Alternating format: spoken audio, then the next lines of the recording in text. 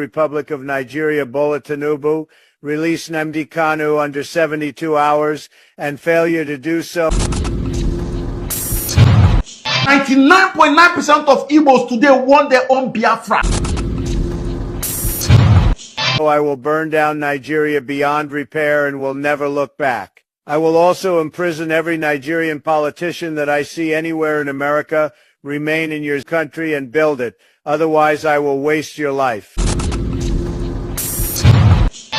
Donald Trump don't receive a lot of information about Biafra. In no distant time, Biafra will be declared. I won't make you pay attention, listen to what this young man talk, and a lot of secrets will be say in the review and information will be say in the past now. So a lot of things will be say you go hear from this video. Just calm down, pay attention, watch this video from the start to the end, and make sure you share it right now to all Biafra so that they go there at a lot of what won't happen and what they go on presently right now. A lot of information done. In fact, US Parliament they involved in Biafra matter right now. Israel now they involved now. So pay attention, listen to what they go on, and drop your opinion at the comment section. Make sure you share this video right now, and don't forget to click the subscribe button for more updates.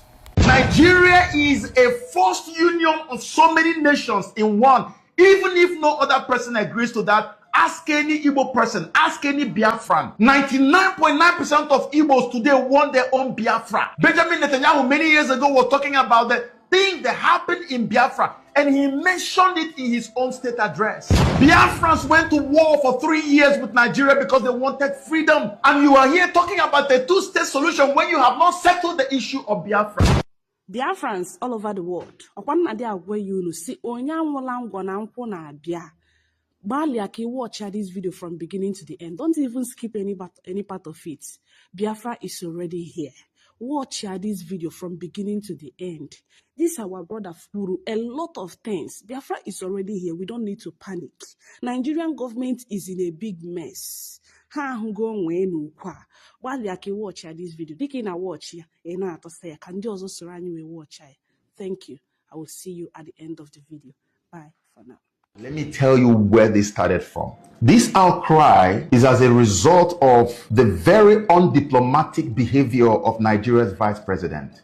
And it happened when? This happened in September of this year. And this was September 24, 2025. And what was the occasion? It was a statement when the vice president of Nigeria, I'll give you the caption of his statement. It says, statement delivered by His Excellency Kashim Shettima, GCOM, Vice President, Federal Republic of Nigeria, during the general debate of the 80th session of the United Nations General Assembly in New York. Remember that video of your vice president where he was campaigning or canvassing for the freedom of Palestine? Let's not talk too much. I want you to watch the video of your vice president at the United Nations. We are despised by terrorists because we choose tolerance over tyranny. Their ambition is to divide us and to poison our humanity with a toxic rhetoric of hate. Our difference is the distance between shadow and light, between despair and hope, between the ruin of anarchy and the promise of order. We do not only fight wars, we pit and shelter the innocent victims of war.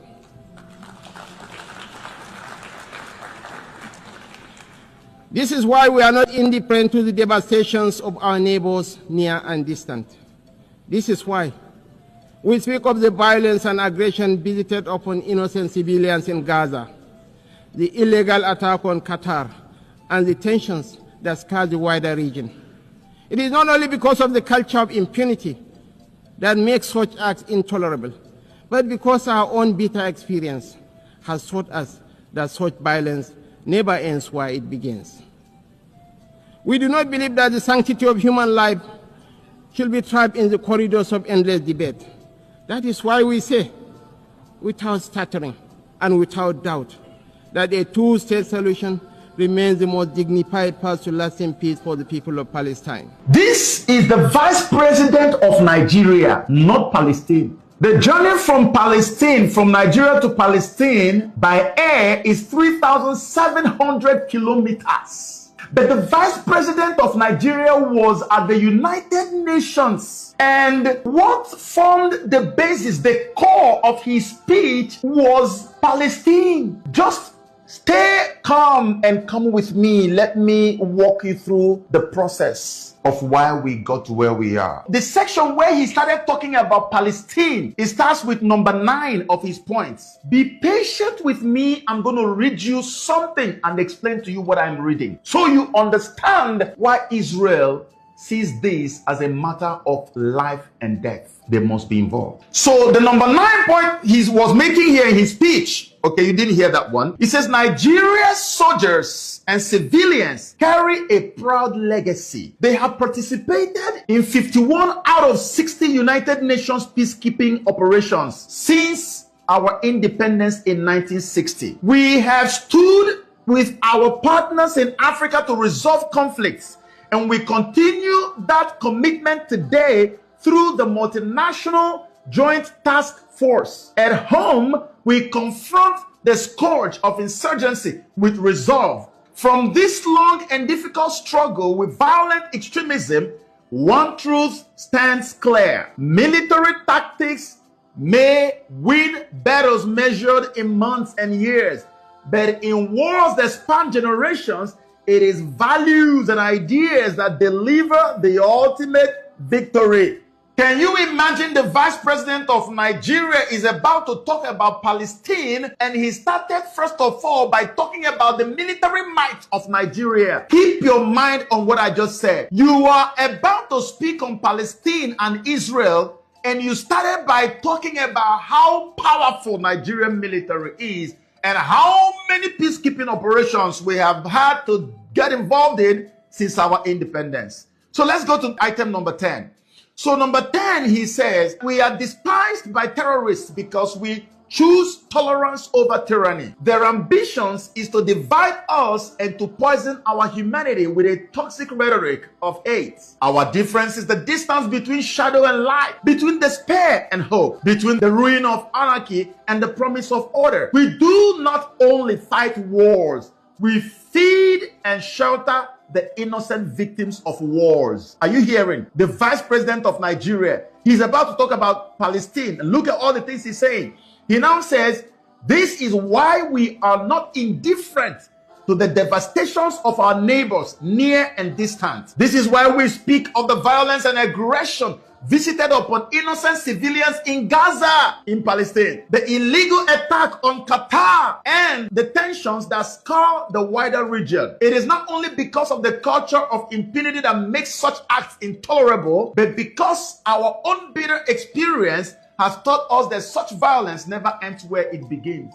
My beloved ones, I don't know any nation that will hear stuff like this and not see that this is a threat of military action against Israel. The war that is visited, the violence, that aggression visited upon innocent civilians in Gaza, and then the illegal attack on Qatar. The vice president of Nigeria basically speaking against Israel's actions in Gaza and Israel's attack on Qatar, and then mentioning war and military might in the same sentences where he's talking about what Israel is doing in Gaza.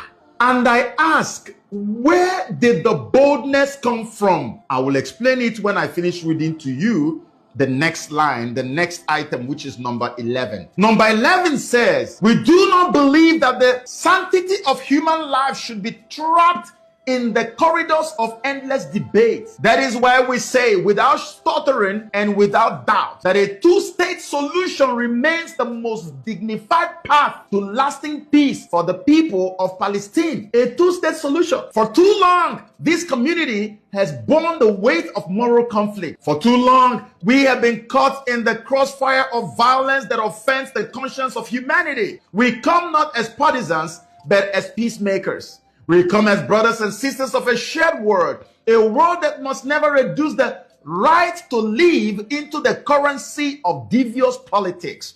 The people of Palestine are not collateral damage in a civilization searching for order. They are human beings, equal in worth, entitled to the same freedoms and dignities that the rest of us take for granted. A two-state solution in Palestine. So the vice president of Nigeria, I keep mentioning that Nigeria, jets out of Nigeria, goes to the United Nations, with all these powerful, subtle threats to Israel, you are talking about Israel's actions in Gaza and the bombing in Qatar, and you are saying it along with how mighty our military is, how powerful, how much wars we have fought, and the rest of them. And on top of that, you now say two-state solution. Knowing how sensitive these topics are, you're talking about two-state solution when you have people in your own country where you come from who are not even united. Nigeria is a forced union of so many nations in one. Even if no other person agrees to that, ask any Igbo person, ask any Biafran. 99.9% of Igbos today want their own Biafra. Benjamin Netanyahu many years ago was talking about the thing that happened in Biafra, and he mentioned it in his own state address. Biafrans went to war for 3 years with Nigeria because they wanted freedom. And you are here talking about the two-state solution when you have not settled the issue of Biafra in your own country where you came from. What gave you the audacity and the boldness to do that? It is because you believed that the conquest by Islam of Nigeria had now been completed, which is why you guys had Muslim ticket. If it wasn't that there was Muslim ticket and that psychologically you believed in your mind that you guys have already conquered Nigeria, that any other thing anyone was talking about was nonsense, was balderdash, you would never have the audacity to go to United Nations rather than talking about what the terrorists are doing in Nigeria, how the terrorists are raping and killing people and dispossessing them of their homelands and farmlands, how that they have become so horrible. The impunity and the silence from the authorities and the lack of action from the Nigerian government has been so much that should have been your own speech at the United Nations. You should have been there asking for help. Instead, it was Palestine because you felt like, well, we have gotten this nation now. We are now the giant, the Muslim giant of Africa. And so with all the might we have, resources, economic power, military, we can actually now help other Muslim brothers that are suffering. So you were basically putting yourself up as the big helper, the big savior for Palestine from Israel. And you don't know how diplomatic code words can actually ring in the ears of the opponents. Israel got it. Israel has the strongest intelligence network in the world, and so they got your message loud and clear. Little wonder the moment the whole United Nations thing was over, the outcry against Christian persecution was born. And that was how I knew that Israel was eventually going to get involved. And if you listen to that video that I played to you, you see that I talked about it, that how can jihadists reign so supreme in Nigeria? Everybody knows how much oil Nigeria has, even though the citizens don't get to enjoy it, but we know how blessed Nigeria is with natural resources. Don't talk about the gas in Imo State that is probably the largest deposit of gas in all of West Africa. Don't talk about the oil in Eastern Nigeria, old Eastern Nigeria, comprising Rivers State, Delta State, Abia State, Imo State, even Anambra State. Everywhere natural resources. You go up north, you see all those gold and all manner of resources you can think of. So imagine Israel saying to themselves, oh my God, is this what we are faced with now? So these guys now have taken over Nigeria and then they gain access to the oil well. Probably as we're talking, before you know it, the terrorists who have been conquering from up north, coming to the middle belt, they have taken over local governments in Benue State. I was there when the governor of Benue State then, Otom, was saying that about 18 or 19 out of 20-something local governments have been taken over by the Fulani militia, ethnic militia, and that they have renamed the villages they took over from Christians who are now living in IDP camps. Took over Christian villages, renamed them immediately. Recently, a soldier came out and said he was leaving the army, Nigerian army. He was so angry, the video was viral. He said his anger was that they saw their own commanders in the army helping invading Fulani terrorists settle down properly in the Christian villages that they took over forcefully from Christians in Benue State. Everybody saw the video. And some others will get angry and say that every time we see Boko Haram or terrorists to shoot, and they will tell us, they will be waiting for order to shoot, and they will tell us don't shoot. And we're asking ourselves, why are we then spending all this money, security, a vote, running into millions of dollars to buy weapons, but then we can't use the weapons to kill terrorists? Look at the stupidity, the rubbish that Nigeria was doing. thinking that nobody was watching, thinking that nothing was ever going to happen. And so the Lord orchestrated for your vice president to go out there and stir the waters and bring about this. The braggadocio had to end. The pomposity had to end. Okay? They were so arrogant about it. They were rubbing it in our faces that you've been conquered and there's nothing you can do. Nigerians were switching citizenship all over the place. Nigerians were running out. Everywhere you went, you were treated like trash as a Nigerian. Because what was happening in Nigeria, nobody could comprehend it. You are looking at the stories. A terrorist is there. You tell me not to shoot him. The terrorist is raping and killing people, taking over villages, and you're helping them to settle well. And then the people who own the villages are told to go and remain in IDP camp forever. No time for them to return to their villages. They've lost them forever. So what is probably going to happen is that they have to relocate those people to a different place. They have to lose their ancestral home. But the vice president of Nigeria is busy canvassing for a two-state solution between Israel and Palestine. They are busy criticizing Israel for saying that the Palestinians have to leave and go somewhere else. But the Christians in Nigeria who have lost their homes to Fulani ethnic militia are meant to be relocated to another place to lose their homelands forever. But in Palestine, they are not supposed to lose their homelands to Israel. You never thought the double standard was going to be exposed. And so now let me come down to the point I was trying to make. Every single thing that the vice president of Nigeria, every signal he sent to Israel is what he's getting back now. Let me start with the first signal. You see this particular video where they play, so I won't make you just calm down, watch them. Now for people will be say no waiting Mazana the Kalo they fight for, or for people who don't forget waiting Mazana the Kalo they fight for, or for people who don't give up for Biafra. You don't need to give up for Biafra. Biafra now something will be say it have come to stay. Listen to waiting Mazana the Kalo talk on this video for a reminder, and share this video to everyone on every social media platform. No forget to share this video. No forget. Now the only one I feel take encourage supporters. Now also to rekindle all the hope Biafras that Biafra is still alive. And don't forget to click the subscribe button for more updates. Why are you still fighting the struggle to have independence for Biafra? We are fighting for independence, not fighting physically with guns and bullets. We are fighting in terms of our agitation. We are fighting in terms of our belief. We're fighting in terms of our consistency to ensure that we are free, because we're not free. As a free people, we can afford to make life better for our people. Right now, we can't do that because of how Nigeria is structured and because of the very flawed foundations upon which Nigeria rests. You called for a referendum latest this year, November, you said, I think. Yes. If that doesn't happen, what's the way forward? Because the way it looks like the government will definitely not agree to that. Then there'll be no elections in Biafra land. No more elections here. They can put whoever they like in office. They can do whatever they like with their political positions. We will not engage in any political process. You said it's a peaceful struggle, but yes.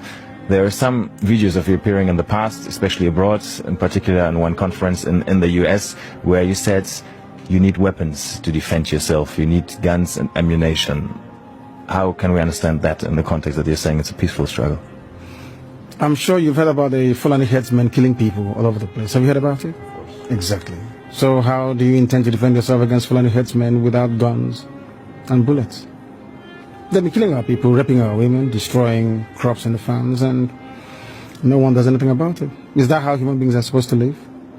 So, and you have the right to arm yourself and defend yourself with arms in that context? Self-defense is recognized even by all the known laws of the UN. Is that not correct? We have the right. If somebody were to barge into this very interview now wielding a machete or an AK-47, are you suggesting we should let them get away with it? You were detained for almost 2 years, from 2015 on, and actually there was no trial. No trial ever happened, and despite several court rulings that said you were supposed to be released, you were not released. Yes. Do you think you were treated in a fair way by the government? Or rather also by the justice system? No, not fairly, because Nigeria is not a civilized country.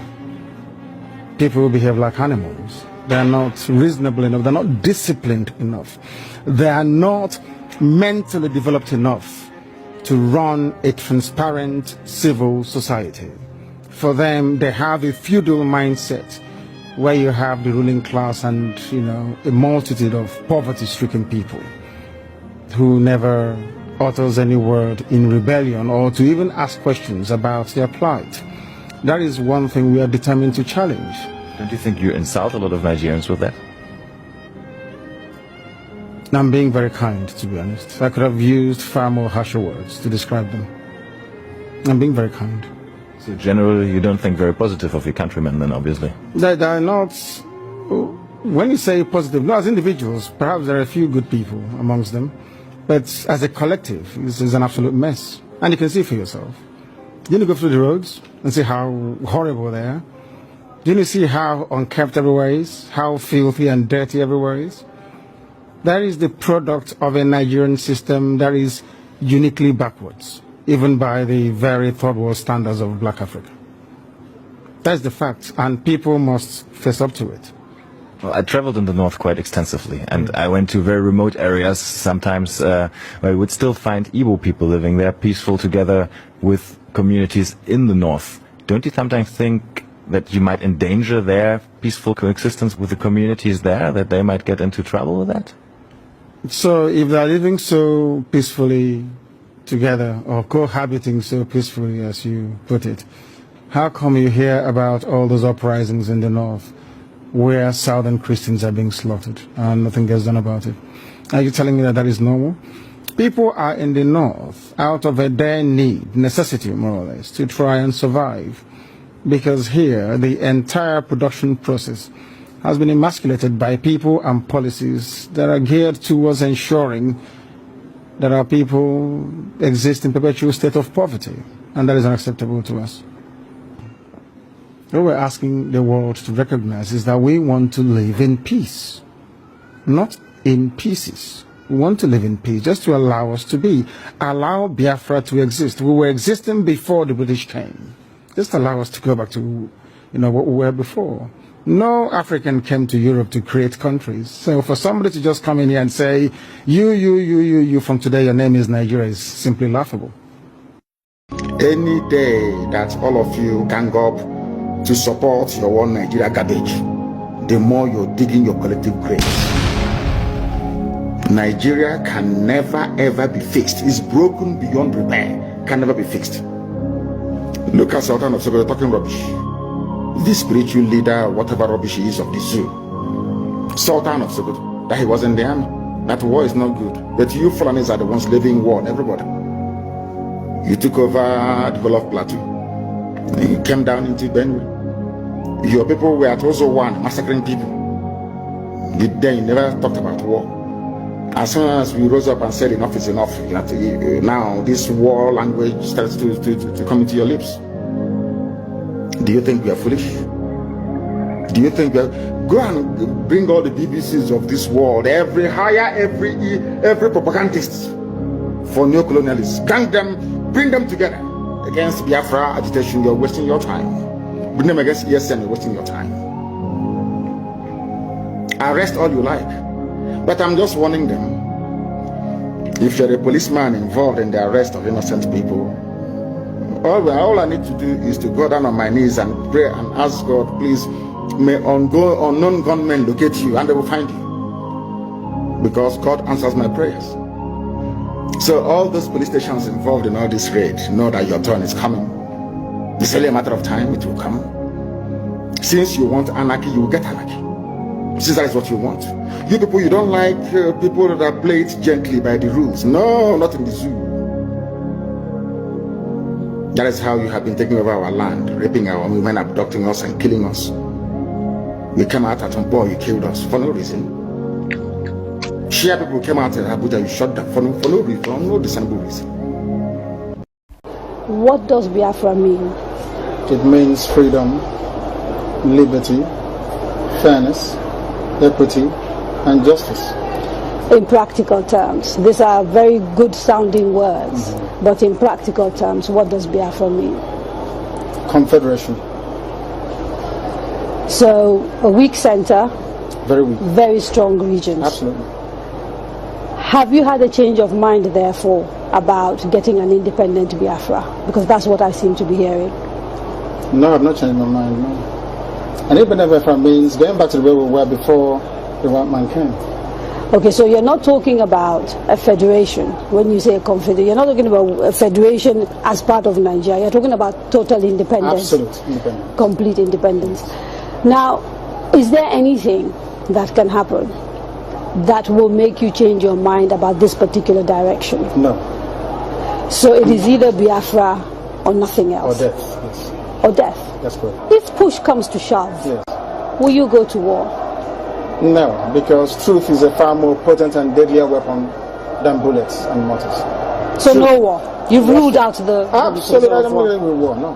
No war. When I say Biafra or death, I'll keep pushing. Either I am alive, I die in the process, I won't stop. Allow me to repeat, if you don't mind. Had sovereign national conference been convened by the powers that be, where every ethnic nation, I said every, I don't care if there's 600, I don't care. Everyone is all the 500 plus. Everyone together to say, this is all, others can delegate, I don't know, powers to other people to attend on their behalf. Sit down to say, what type of country do we want? Sit down, discuss, agree. I can begin to perhaps submit to your position. Is it too late? It is way too late. They've killed too many people. They've ruined too many lives. They've wasted too many souls.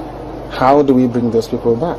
If the federal government, given the agitation that is going on, becomes convinced that, you know what, these people have a point, it is time to actually address all these issues, and they begin to systematically address some of these issues, would you change your mind? No, because of the deceptions of the past.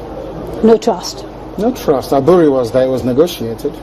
Nothing happened. 1968, if I recall. And the confab report, what became of it? How about the 3 R's? Reconciliation, reconstruction, and heaven knows what else. What became of them? Nothing. Calabar Seaport is not working. Can you tell me why it's not working? It's a seaport used by the colonial masters. Why is it not working today? How about Iguacha Seaport? Why is it not being used? Why not worry? Why must we allow only Lagos to function as a viable seaport? In England, where I used to live, you had Liverpool, you had the Sun, which is Portsmouth, Southampton, everywhere. You had harbors and ports. So why must you have only one? I've heard people say these are very valid arguments, and that these are things that are to do with bad governance. So the average Biafran, to use your phrase, or Igbo man in the Igbo, is facing poverty much in the same way that the average guy in Yobe State is facing poverty. And so these are issues of governance. You don't agree with that? I agree completely. Okay. So if that is it, why isn't the agitation about tackling the problem, which is ensuring good governance, perhaps starting from locally? Because part of the allegations against you is that you don't confront your political leaders in the East, and you'd like to blame Abuja for everything. Because the way I would want to solve a problem is not how a Fulani man would want to solve it. You really believe this is an ethnic thing, and the approach is different? No, the approach is different. No, it's not ethnic. It is more to do with value system. Right. The way you may want to solve a problem could be markedly different from how I do mine. What is the geographical makeup of Biafra, as far as you are concerned? This Biafra that you want. So, for example, if we're doing a referendum, where will that referendum take place? Is it only the 5? It's on, no. It's okay. It's on, which is River State, Bayelsa, Delta, Anambra, Imo, Enugu, Ebonyi, Cross River. Akwa Ibom? And Akwa Ibom, of course. Right. Those are the coasters. Basically, Bayelsa? Yes. Southeast and South without Edo State. Without Edo State. That's correct. And then including Igede, Idoma. Right, the Benues. So that's the correct. Igalas and part of the Kogi, yes. Kogi yes. State, right? Yeah. Nyosom Wike the governor of the governor of Rivers State, made a statement, I think it was yesterday or the day before yesterday, and said, you know, you should not be including Rivers State and the poor people. Not him. I can't decide for Biafrans. They have to go and vote and convince the whole world that they want Biafra. It's not for instance, it's only one man, one vote. What if they're not even willing to take part in the referendum? Because I've had people from the South, for example, from Bielsa. I've had people from Cross River. I think there's a famous actress, Kate Henshaw, for example, wrote a long piece about why people of the South don't want to be dragged into a place called Biafra. You're saying, regardless of what they say, you want a referendum in those parts? Because I know the majority of the people want a referendum. I was in Iguacha yesterday. How do you know? I was there yesterday. I was in Iguacha yesterday. You call Port Harcourt. I was there yesterday. I should have been there to see what happened. Now, they were delighted to see me. I'm sure you know that. It's all over the place. They're very happy to see me. I bet Kate Henshaw wouldn't get such reception. Where she to go to? She's a big, popular Nollywood actress. I wouldn't necessarily. I'm telling you, if I go to her village, people will turn out to see me more than turn out to see her. And I don't hear waiting Mazi and the Kanu talk for people where they think say this man are terrorists, this man no be terrorist. Only waiting they talk na truth.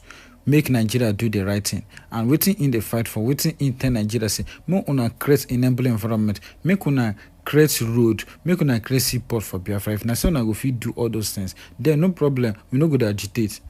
Nigeria they fail to do that now. They pursue waiting, they even pursue when no they pursue them. Now you keep Mazi and the Kanu for prison for no good reason because of interdictus. People will be say they be men terrorists.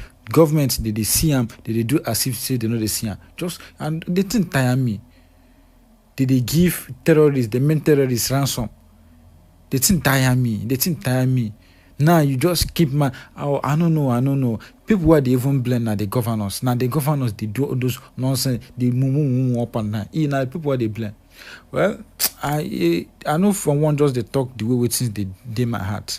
I just share this video, I beg. When I share this video and drop your opinion at the comment section, waiting I think, drop it at the comment section. Don't forget to click the subscribe button for more updates. Share this video to everyone on every social media platform. Thank you.